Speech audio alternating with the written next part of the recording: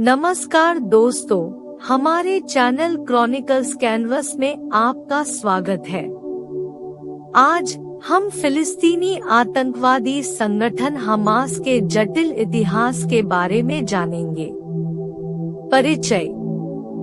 Hamas एक इस्लामी उग्रवादी आंदोलन और फिलिस्तीनी क्षेत्रों में एक महत्वपूर्ण राजनीतिक इकाई गाजा पट्टी में 2 मिलियन से अधिक फिलिस्तीनियों पर शासन करता है।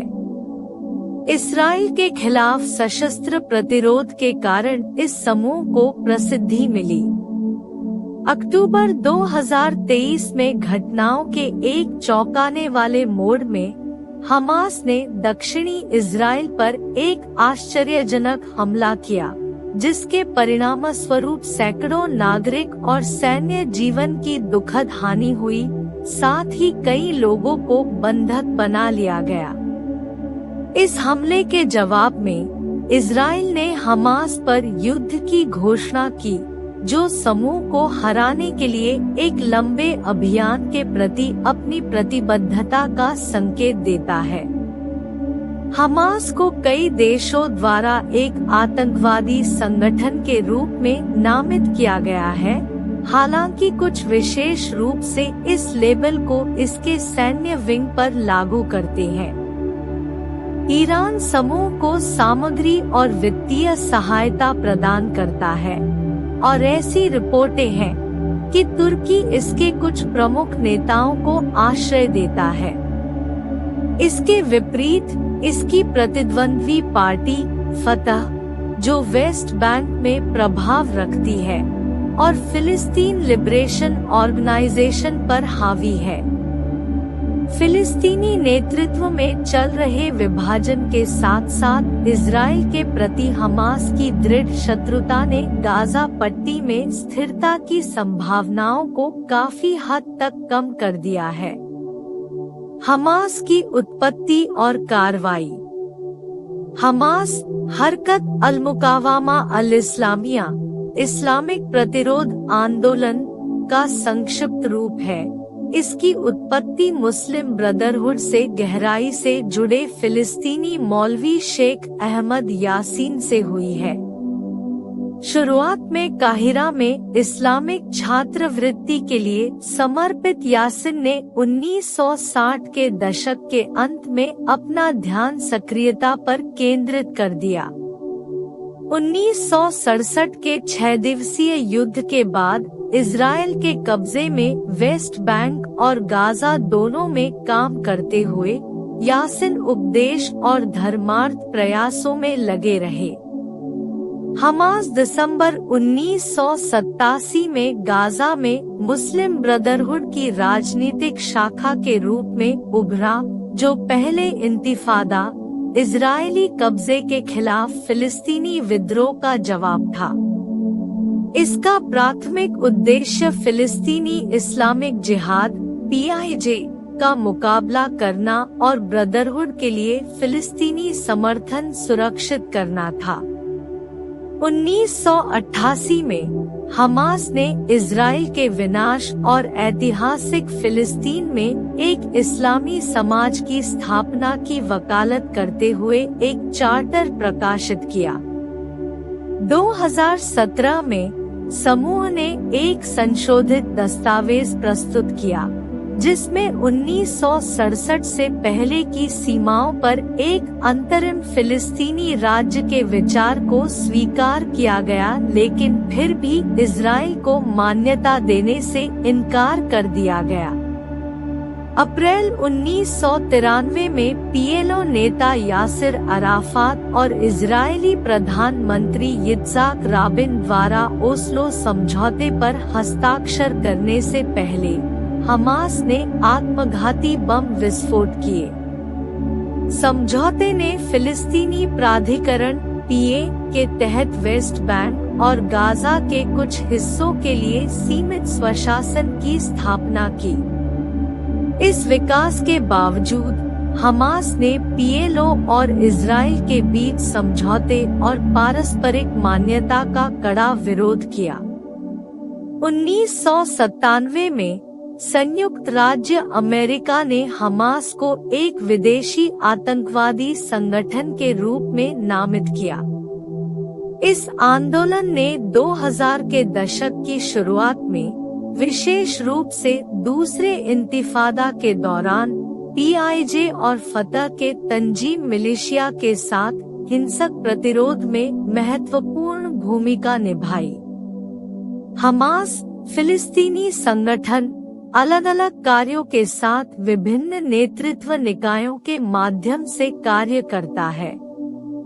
मिस्र द्वारा लगाए गए आंदोलन प्रतिबंधों के कारण दोहा, कतर में स्थित राजनीतिक प्रमुख इस्माइल हानिया ने 2017 में नेतृत्व संभाला। गाजा में दिन प्रतिदिन के मामलों की देखरेख पूर्व सैन्य नेता याह्या सिनवार द्वारा की जाती है। 2002 में संस्थापक सलाह शहादे की हत्या के बाद सैन्य शाखा इज़ अद्दीन अलकसम ब्रिगेड का नेतृत्व मारवान इस्सा और मोहम्मद देफ द्वारा किया जाता है। सालेह अल-अरौरी हमास की लेबनान शाखा और वेस्ट बैंक नेतृत्व के प्रमुख हैं, जबकि खालिद मेशाल प्रवासी कार्यालय का नेतृत्व करता है और सलामेह कटावी कैद हमास सदस्यों के मामलों का प्रबंधन करता है। हमास की फंडिंग। आतंकवादी इकाई के रूप में नामित हमास को संयुक्त राज्य अमेरिका और यूरोपीय संघ के प्रतिबंधों के कारण आधिकारिक सहायता हासिल करने में चुनौतियों का सामना करना पड़ता है। ऐतिहासिक रूप से अमेरिकी ट्रेजरी संपत्ति फ्रीज होने के बावजूद फंडिंग मुख्य रूप से फिलिस्तीनी प्रवासियों, फारस की खाड़ी में निजी दानदाताओं और पश्चिम में कुछ इस्लामी दान से आई थी। 2006-07 में मिस्र और इजराइल द्वारा सीमा बंद करने के कारण गाजा का आर्थिक संघर्ष तेज हो गया। नाकाबंदी ने गाजा को अलग थलग कर दिया, जिससे 10 लाख से अधिक फिलिस्तीनियों को अंतर्राष्ट्रीय सहायता पर भरोसा करना पड़ा। कतर ने इजराइल की सहायता से हमास के माध्यम से महत्वपूर्ण सहायता प्रदान की। हमास पहले सुरंगों के एक नेटवर्क के माध्यम से राजस्व एकत्र करता था, मिस्र के क्रॉसिंग को दरकिनार करता था और आवश्यक आपूर्ति, नकदी और हथियार लाता था। हालांकि हमास के प्रति मिस्र की शत्रुता के कारण सुरंगें बंद हो गई, जिससे उनके राजस्व स्रोतों पर असर पड़ा। 2021 तक हमास ने गाजा में प्रवेश करने वाले मिस्र के सामानों पर कर लगाकर आय अर्जित की, जो लगभग $12 मिलियन मासिक थी। ईरान एक प्रमुख परोपकारी के रूप में उभरा, जिसने पर्याप्त वित्तीय सहायता, हथियार और प्रशिक्षण की पेशकश की। हमास, PIJ और अन्य नामित फिलिस्तीनी समूहों को सालाना लगभग $100 मिलियन का योगदान दिया। सीरियाई गृहयुद्ध के दौरान एक संक्षिप्त कलह के बावजूद ईरान ने इजराइल पर हमास के 2023 के हमले की प्रशंसा करने के बाद अपना समर्थन नवीनीकृत किया। राष्ट्रपति रेसेप तैयप एर्दोगन के अधीन तुर्की हमास का लगातार राजनीतिक समर्थक रहा है, जबकि अंकारा राजनीतिक समर्थन का दावा करता है। उसे हमास की गतिविधियों को वित्त पोषित करने, संभावित रूप से तुर्की सहयोग और समन्वय एजेंसी के माध्यम से सहायता प्राप्त करने के आरोपों का सामना करना पड़ा। ये जटिल फंडिंग स्रोत अंतर्राष्ट्रीय प्रतिबंधों और क्षेत्रीय गतिशीलता के बीच हमास के संचालन को बनाए रखते हैं। गाजा में हमास शासन। 2005 में इजराइल की वापसी के बाद 2006 से हमास ने गाजा पर नियंत्रण कर रखा है। पीए की विधायिका में बहुमत सीटें जीतने और सरकार बनाने के बाद हमास को फतह के कथित भ्रष्टाचार के विपरीत अपनी सामाजिक सेवाओं के कारण समर्थन प्राप्त हुआ। इससे गाजा और वेस्ट बैंक के बीच राजनीतिक मतभेद पैदा हो गया। तब से हमास ने एक सत्तावादी शासन की स्थापना की जो शरिया आधारित फिलिस्तीनी बुनियादी कानून के आधार पर शासन करता था, लेकिन अक्सर अधिक प्रतिबंधात्मक होता था, खासकर महिलाओं की पोशाक और सार्वजनिक लिंग अलगाव के संबंध में। फ्रीडम हाउस की 2020 की रिपोर्ट के अनुसार अंतर्राष्ट्रीय चिंताओं के बावजूद मीडिया सक्रियता, विपक्ष और गैर सरकारी संगठनों पर प्रतिबंधों के साथ पारदर्शिता और जवाबदेही तंत्र की कमी बनी हुई है। 2005 में इजराइल की वापसी के बाद 2006 में हमास ने गाजा पर नियंत्रण कर लिया। अपनी चुनावी जीत के बाद हमास ने खुद को वास्तविक प्राधिकरण के रूप में स्थापित किया, सामाजिक सेवाएं प्रदान की और फिलिस्तीनियों के बीच लोकप्रियता हासिल की, जो फतह के कथित भ्रष्टाचार से निराश थे। इस जीत ने गाजा और वेस्ट बैंक के बीच राजनीतिक विभाजन पैदा कर दिया। हमास ने गाजा में एक सत्तावादी शासन लागू किया, जो शरिया आधारित फिलिस्तीनी बुनियादी कानून द्वारा शासित था, लेकिन अक्सर महिलाओं की पोशाक को नियंत्रित करने और सार्वजनिक स्थानों पर लिंग अलगाव को लागू करने जैसे सख्त नियम लागू करता था। अंतर्राष्ट्रीय चिंताओं और फ्रीडम हाउस जैसे संगठनों की आलोचना के बावजूद हमास पारदर्शिता और जवाबदेही के साथ संघर्ष कर रहा है। फ्रीडम हाउस की 2020 की रिपोर्ट के अनुसार हमास नियंत्रित सरकार के पास फंडिंग, खरीद और संचालन में पारदर्शिता सुनिश्चित करने के लिए प्रभावी तंत्र का अभाव है। इसके अतिरिक्त हमास ने मीडिया को दबा दिया है, सोशल मीडिया पर नागरिक सक्रियता को कम कर दिया है, राजनीतिक विरोध पर नकेल कस दी है और गैर सरकारी संगठनों (एनजीओ) की गतिविधियों को प्रतिबंधित कर दिया है। इन कार्रवाइयों ने जवाबदेही के लिए एक चुनौतीपूर्ण माहौल तैयार किया है और उन रास्तों को सीमित कर दिया है जिनके माध्यम से अंतर्राष्ट्रीय समुदाय गाजा के शासन का आकलन और उसके साथ जुड़ सकता है। गाजा और वेस्ट बैंक के बीच राजनीतिक विवाद ने स्थिति को और अधिक जटिल बना दिया है। दोनों क्षेत्रों में फिलिस्तीनियों को 2006 से विधायिका या 2008 से राष्ट्रपति के लिए मतदान करने का अवसर नहीं मिला है। लोकतांत्रिक प्रक्रियाओं की कमी ने स्थिति की दृढ़ता में योगदान दिया है। हमास के बारे में फिलिस्तीनी धारणा। हमास के बारे में फिलिस्तीनी धारणा अलग अलग व्यक्तियों में अलग अलग है, लेकिन समुदाय के भीतर अलग अलग राय है। वेस्ट बैंक और गाजा के बीच राजनीतिक विभाजन को व्यापक रूप से अस्वीकार किया गया है। कई फिलिस्तीनी इसे अपने उद्देश्य के लिए हानिकारक मानते हैं। फिलिस्तीनी centre for policy and survey research (PCPSR) के एक हालिया सर्वेक्षण से संकेत मिलता है कि लगभग 1/3 फिलिस्तीनी इस विभाजन को 1948 में इजराइल की स्थापना के बाद से सबसे हानिकारक विकास के रूप में देखते हैं।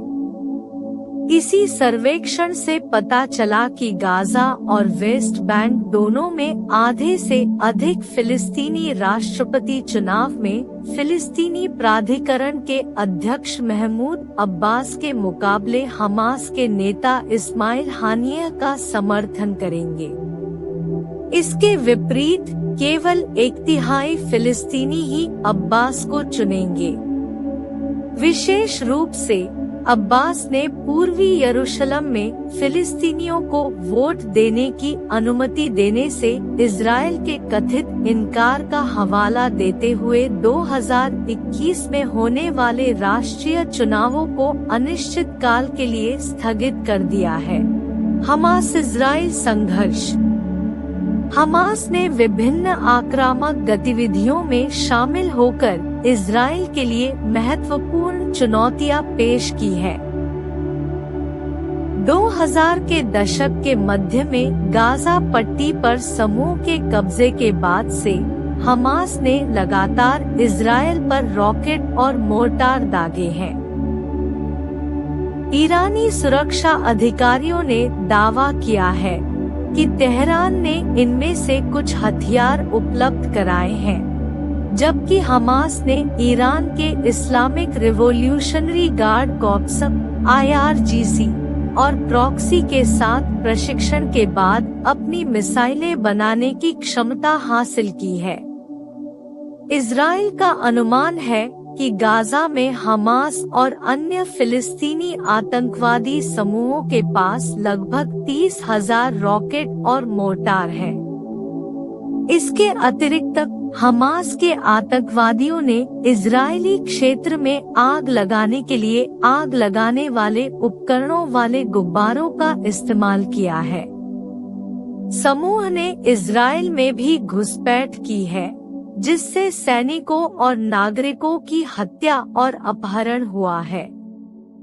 यरूशलेम में फिलिस्तीनियों और इजरायलियों के बीच बढ़ते तनाव के बाद हमास और इजराइल के बीच संघर्ष की सबसे तीव्र अवधियों में से एक 2021 में हुई।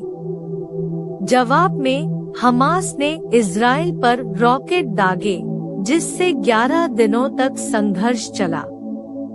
इस दौरान हमास और फिलिस्तीनी इस्लामिक जिहाद (PIJ) ने गाजा से 4,000 से अधिक रॉकेट दागे। इसके परिणामस्वरूप 10 इजरायली नागरिकों की दुखद मौत हो गई और 300 से अधिक अन्य घायल हो गए। हमास ने कथित तौर पर IRGC और लेबनान के हिजबुल्लाह के साथ अपने कार्यों का समन्वय किया, कम सटीक मिसाइलों के अपने सामान्य शस्त्रागार के साथ आत्मघाती ड्रोन को नियोजित किया। अंततः संयुक्त राज्य अमेरिका और मिस्र की मध्यस्थता से संघर्ष विराम के माध्यम से संघर्ष को रोक दिया गया। 2023 में इजराइल पर कैसा है हमास का हमला? 2023 में इजराइल पर हमास का हमला, जिसे ऑपरेशन अलक्सा स्टॉर्म नाम दिया गया, अपनी अभूतपूर्व रणनीति, पैमाने और गोपनीयता के कारण सामने आया। यह हमला 7 अक्टूबर को यहूदी सब्बात और एक महत्वपूर्ण यहूदी अवकाश के दौरान शुरू हुआ। हमास ने दक्षिणी और मध्य इजराइल में हजारों रॉकेट दागे, जो उत्तर में तेल अवीव तक पहुंचे। इसके अतिरिक्त आतंकवादियों ने भारी किलेबंदी वाली गाजा सीमा को तोड़ दिया और कई दक्षिणी इजरायली कस्बों और गांवों में घुसपैठ की। इस हमले के परिणामस्वरूप सैकड़ों इजरायली सैनिकों और नागरिकों की दुखद क्षति हुई, साथ ही कई घायल और अपहरण कर लिए गए। हमास के सैन्य नेता मोहम्मद देफ ने हमले के कारणों का हवाला दिया, जिसमें इजराइल द्वारा गाजा की नाकाबंदी, फिलिस्तीनी भूमि पर उसका कब्जा और मुसलमानों के खिलाफ कथित अपराध, जैसे कि यरूशलेम में अलग-सा मस्जिद का अपमान शामिल है। यह हमला इजरायली धरती पर दशकों में सबसे घातक हमला था, जिसने पर्ल हार्बर और 11 सितंबर 2001 को संयुक्त राज्य अमेरिका में अचानक हुए हमलों जैसी ऐतिहासिक घटनाओं के समान गहरा मनोवैज्ञानिक आघात पहुंचाया। हैरानी की बात यह है कि इजरायली और अमेरिकी खुफिया एजेंसियों को इस सुनियोजित हमले का कोई पूर्व संकेत नहीं था। जवाब में इजराइल ने हमास पर युद्ध की घोषणा की, गाजा पर तीव्र हवाई हमले किए और समूह के आतंकवादियों को खदेड़ने के लिए जमीनी अभियान चलाया। इजरायली सरकार ने गाजा की सीमा से लगे समुदायों से नागरिकों को निकालने का आदेश दिया। प्रधानमंत्री बेंजामिन नेतन्याहू ने असाधारण, संभावित रूप से अभूतपूर्व सैन्य प्रतिक्रिया का संकेत देते हुए हमास के खिलाफ लंबे और कठिन युद्ध की चेतावनी दी। कुछ लोग पूर्ण पैमाने पर इजरायली आक्रमण और फिलिस्तीनी क्षेत्र पर पुनः कब्जा करने की संभावना के बारे में अनुमान लगाते हैं, एक ऐसा कदम जिसके परिणामस्वरूप दोनों पक्षों को भारी नुकसान हो सकता है। इस तरह की कार्रवाई लेबनान में ईरान समर्थित आतंकवादी समूह हिजबुल्लाह को भी उकसा सकती है, जिससे क्षेत्र में व्यापक संघर्ष हो सकता है। इजराइल के कुछ हिस्सों और लेबनान के अधिकांश हिस्सों जहां हिजबुल्लाह स्थित है, वहां जोखिम अधिक बना हुआ है।